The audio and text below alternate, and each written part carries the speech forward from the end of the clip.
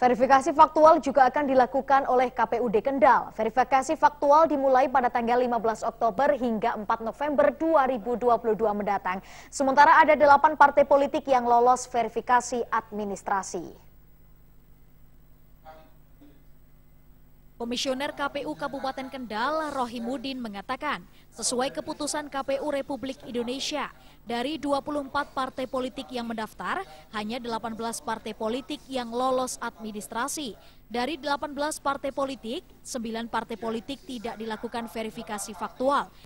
Namun di Kendal hanya ada 8 partai politik, yakni Partai Gelombang Rakyat Indonesia yang tidak ada, karena sudah lolos parliamentary threshold, yakni PDIP, Partai Golkar, Gerindra, Partai Demokrat, Partai Nasdem, PKB, P3, PAN, dan juga PKS. Sedangkan 9 partai politik yang harus dilakukan verifikasi faktual yakni Partai Hanura, Partai Bulan Bintang, Partai Buruh, PSI, Perindo, Partai Umat, Partai Garda Perubahan Indonesia, Partai Gelora, dan Partai Kebangkitan Nusantara. Lebih lanjut, Rohimuddin menjelaskan, untuk Kabupaten Kendal hanya 8 partai politik yang akan dilakukan verifikasi faktual, karena ada 1 partai politik yakni Partai Gelora tidak mendaftar. Di Kabupaten Kendal ini nanti akan ada 8 partai politik yang akan kami lakukan verifikasi faktual ya. Itu partainya.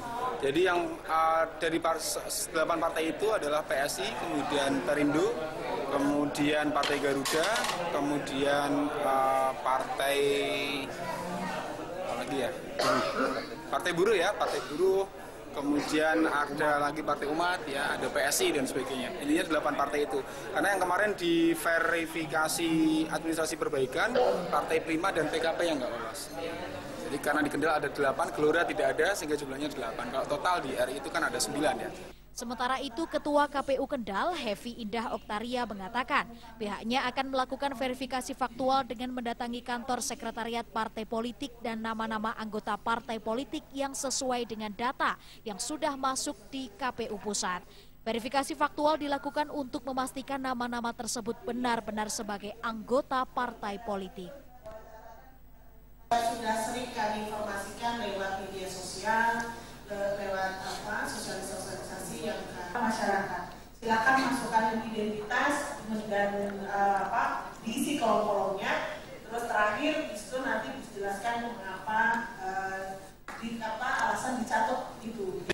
Hevi menambahkan pihaknya hanya sebatas melakukan verifikasi faktual yang hasilnya akan disampaikan ke KPU Pusat.